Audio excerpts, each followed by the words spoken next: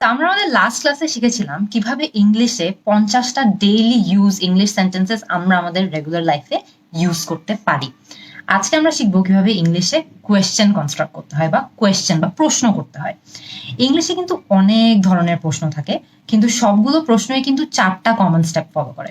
আজকে আমরা জানবো এই 4টা স্টেপ কি। ফার্স্ট স্টেপে আমাদের দরকার হলো একটা কোয়েশ্চেন ওয়ার্ড। কোয়েশ্চেন ওয়ার্ড মানে কি জানেন? যে প্রশ্নগুলো, যেই কোয়েশ্চেন ওয়ার্ডগুলো ইউজ করে আমরা প্রশ্ন রেডি করি বা কোয়েশ্চেন তৈরি করি। কি কি ওয়ার্ড হতে পারে? হু, হোয়াট, ওয়ের, হাউ, ওয়েন, এই ধরনের ওয়ার্ডগুলোকে আমরা কোয়েশ্চেন ওয়ার্ড বলি। এই ওয়ার্ডগুলো যদি একের অধিক হয়, যেমন হাউ লং, এটা কিন্তু তখন একটা ওয়ার্ড থাকে না, একটা ফ্রেজ হয়ে যায়, বাট সেম পারপাসই কিন্তু এটা সার্ভ করে, মানে সেম কাজেই ব্যবহার হয়। হোয়াট দিয়ে আপনিও প্রশ্ন করবেন, আপনি হাউ লং দিয়েও কিন্তু আপনি প্রশ্নই করবেন। সো স্টেপ 1-এ গেল আমাদের কোয়েশ্চেন ওয়ার্ড। স্টেপ 2-তে আমাদের দরকার হলো একটা হেল্পিং ভার্ব, বা যেই ভার্বটা আমাদের মেইন ভার্বকে গিয়ে সাহায্য করবে। হেল্পিং ভার্ব কি কি ধরনের হয় জানেন? অ্যাম, ইজ, ডু, ওয়াজ, এই ধরনের কিন্তু আরো অনেক অসংখ্য হেল্পিং ভার্ব আছে, কিন্তু স্টেপ 2-তে মাস্ট একটা হেল্পিং ভার্বই থাকতে হবে।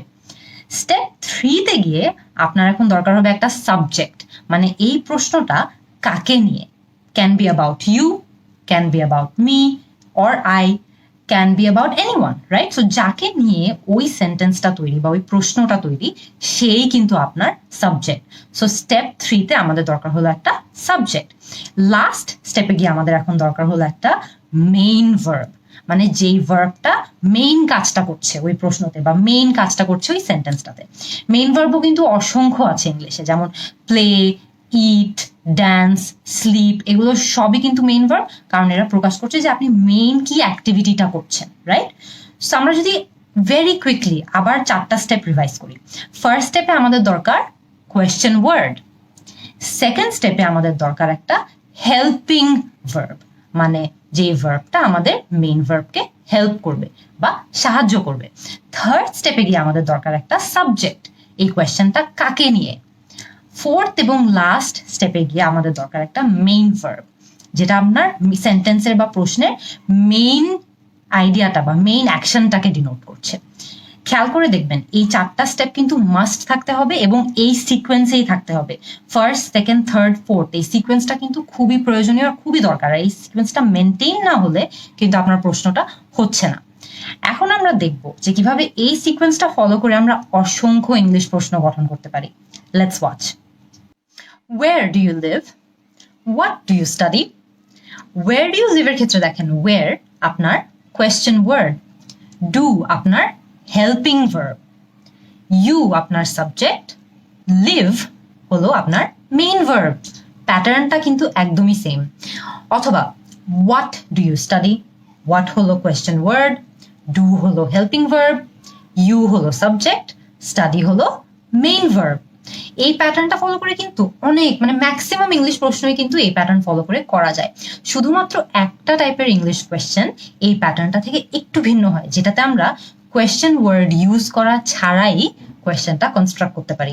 For example, do you like to teach? আপনি কি পড়াতে পছন্দ করেন? Yes, I do. একটা সিম্পল ইয়েস দিয়ে কিন্তু প্রশ্নটা শেষ। অথবা আপনি বলতে পারেন, নো, আই ডোন্ট, আমার পড়াতে ভালো লাগে না। তখনও কিন্তু আপনি একটা সিম্পল নো দিয়ে প্রশ্নটা ক্লোজ করে দিতে পারছেন। সেখানে একটা হ্যাক বলে দেই, এই ধরনের প্রশ্ন যেগুলো ইয়েস অথবা নো দিয়ে ইজিলি অ্যান্সার করে ক্লোজ করে দেওয়া যায়, এগুলোকে আমরা ক্লোজড কোয়েশ্চেন বলি। সো এটার এক্স্যাক্ট একটা অপোজিট টাইপের প্রশ্ন আছে, সেটাকে আমরা কি বলি জানেন? এক্স্যাক্টলি, সেটাকে আমরা বলি ওপেন কোয়েশ্চেন। এই ওপেন কোয়েশ্চেনগুলো সিম্পল ইয়েস অর নো দিয়ে শেষ করা যায় না বা অ্যান্সার করা যায় না। যখনই আমরা এরকম প্রশ্ন করি যেগুলো ইয়েস অর নো দিয়ে অ্যান্সার করা যায় না, সেগুলোকে আমরা ওপেন কোয়েশ্চেন বলি। আর ওপেন কোয়েশ্চেন কিন্তু কনস্ট্রাক্ট করা হয় বা শুরু করা হয় আমাদের ওই যে কোয়েশ্চেন ওয়ার্ডস দিয়ে। যেমন, when did you go to Thailand? where do you live? এই ধরনের প্রশ্নগুলো কিন্তু আপনি ইয়েস অথবা নো দিয়ে অ্যান্সার করে রেখে দিতে পারবেন না, আপনাকে অল্প একটু ডিটেলস দিতে হবে। এই কারণে আমরা এগুলোকে ওপেন কোয়েশ্চেন বলি, কারণ এগুলো ইজিলি ক্লোজ হয় না। আমি এখন আপনাদেরকে আরেকবার একটা জিনিস দেখাতে চাই যে কিভাবে আমরা এতগুলো এক্সাম্পল যে ডিসকাস করলাম প্রত্যেকটা তাও কিন্তু আমাদের একদম শুরুর যেই 4টা স্টেপ আমরা ডিসকাস করেছিলাম সেই 4টা স্টেপই ফলো করে। For example, when did you visit Thailand? মানে আপনি কবে থাইল্যান্ড গিয়েছিলেন? when, question verb, question word। তারপরে থাকে আমাদের did, মানে আমাদের হেল্পিং ভার্ব, you আমাদের সাবজেক্ট মানে আপনি, এবং visit মানে হলো আমাদের main verb, when did you visit। পুরো সিকোয়েন্সটা কিন্তু একদমই আমাদের সেই আগের স্ট্রাকচারটাই মতো। সো আপনি যদি ওই 4টা স্টেপ কোনোভাবে মনে রাখতে পারেন তাহলে কিন্তু আপনি ইংলিশে যত হাজার হাজার প্রশ্নই হোক না কেন সবগুলো করতে পারবেন। এখন আমরা ওপেন আর ক্লোজড প্রশ্ন ডিসকাস করলাম, কিন্তু এই প্রশ্নগুলোর আন্ডারে আরো ছোট ছোট কিছু ধরনের প্রশ্ন থাকে। আমরা এখন ওই প্রশ্নগুলো আলোচনা করব খুবই ফাস্ট। WH কোয়েশ্চেন্স মানে যেই প্রশ্নগুলো WH দিয়ে শুরু হয়। For example, who are you going with, আপনি কার সঙ্গে যাচ্ছেন? হোয়াট আর ইউ ডুইং, মানে আপনি কি করছেন? ওয়ের আর ইউ গোয়িং, মানে আপনি কোথায় যাচ্ছেন? খেয়াল করে দেখবেন প্রত্যেকটা প্রশ্ন এখনো কিন্তু আমাদের ওই 4টা স্টেপ ফলো করছে। আপনারা চাইলে এখনই কিন্তু সেটা টেস্ট করে দেখতে পারেন। সেকেন্ড টাইপের প্রশ্ন হাউ কোয়েশ্চেন্স, যেই কোয়েশ্চেনগুলো হাউ দিয়ে শুরু হয়। হাউ আর ইউ ডুইং, মানে আপনি কেমন আছেন? How are you going there, মানে আপনি কিভাবে সেখানে যাচ্ছেন? আবারও টেস্ট করে দেখেন ওই 4টা স্টেপ ফলো হয় নাকি। থার্ড যেই প্রশ্নটা নিয়ে আমি আলোচনা করব সেই প্রশ্নের টাইপটা আমার ফেভারিট, আর এবং এই প্রশ্নটা নিয়ে কিন্তু সবার একটু একটু সমস্যা হয়। এই প্রশ্নের টাইপটাকে আমরা কি বলি জানেন? Tag question. ফেসবুকে যখন কেউ আপনাকে কোথাও ট্যাগ করে বা কোনো একটা পোস্টে ট্যাগ করে তখন সে মেইনলি আপনার থেকে কি চাচ্ছে? যে আপনি গিয়ে ওই পোস্টটা দেখবেন, ওই পোস্টে কমেন্ট করে ওকে জানাবেন যে ওই পোস্টটা নিয়ে আপনি কিরকম ফিল করেন বা ওই পোস্টটা নিয়ে আপনার মতামত কি, আপনার ওপিনিয়ন কি। ট্যাগ কোয়েশ্চেনও কিন্তু একদমই সেম। শুরুতে একটা ছোট সেন্টেন্স থাকে যেটা কিন্তু আসলে একটা প্রশ্ন না, লাস্টে একটা প্রশ্ন থাকে, দুটোকে কম্বাইন করে আমরা ট্যাগ কোয়েশ্চেন বানিয়ে দিই। আর ওই লাস্টের প্রশ্নটা থাকার কারণেই যে স্পিকার আপনাকে যে প্রশ্নটা করছে সে ওই প্রশ্নটা ঘুরিয়ে আপনার দিকে পাঠিয়ে দিচ্ছে বা আপনাকে ট্যাগ করে দিচ্ছে। For example, you're hungry aren't you?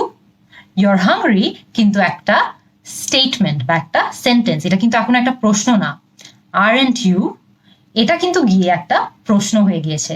So you're hungry aren't you সে প্রশ্নটা আপনার দিকে ঘুরিয়ে দিয়েছে। সো এখন আপনাকে প্রশ্নটার উত্তর দিতে হবে। ট্যাগ কোয়েশ্চেন নিয়ে কিন্তু আমরা সবাই অনেক বেশি ভয় পাই, কিন্তু খেয়াল করে দেখবেন এটা কিন্তু খুবই সহজ মনে রাখা। ফর এক্সাম্পল, একটা সেন্টেন্সকে কিভাবে 4 ধরনের ওয়েতে আমরা প্রেজেন্ট করতে পারি এবং ট্যাগ কোয়েশ্চেন তৈরি করতে পারি সেটা আমরা দেখি। For example, are you coming to the party, আপনি কি পার্টিতে আসছেন? এই প্রশ্ন হলো ওই প্যাটার্নের প্রশ্ন যেই প্যাটার্নটা আমরা এতক্ষণ ধরে দেখে আসছি, সেই 4টা স্টেপ, রাইট? ওই 4টা স্টেপ ফলো করে এই প্রশ্নটা আমরা করেছি যে are you coming to the party. এটাকে যদি আমরা এখন একটা সেন্টেন্স বানিয়ে ফেলি তাহলে সেটা হবে you are coming to the party. এটা কিন্তু এখন আর প্রশ্ন না। এখন আমরা ফার্স্ট আর সেকেন্ডটাকে একটু কম্বাইন করে ফেললে এটা একটা ট্যাগ কোয়েশ্চেন হয়ে যাবে, দেখবেন। You're coming to the party aren't you, so এটা কিন্তু এখন একটা ট্যাগ কোয়েশ্চেন হয়ে গিয়েছে। সো এই আমরা কিছু ছোট ছোট চেঞ্জ করেই কিন্তু একটা যেই এতক্ষণ আমরা একটা কমন প্রশ্নের ফরম্যাট দেখেছি সেটাকে একটা সেন্টেন্স বানিয়ে ফেললাম এবং ওই সেন্টেন্সটাকে একটু ঘুরিয়ে আবার একটা ট্যাগ কোয়েশ্চেন বানিয়ে ফেললাম। ইংলিশে কিন্তু প্রত্যেকটা ধরনের প্রশ্নে অনেক ডিটেলসে আলোচনা করা সম্ভব। আপনারা কি চান যে আমরা প্রত্যেকটা টাইপের প্রশ্ন আরো ডিপলি আলোচনা করি? তাহলে আমাকে জানিয়ে দেবেন এবং আমি সেটা ডেফিনেটলি ট্রাই করব। See you in the next class.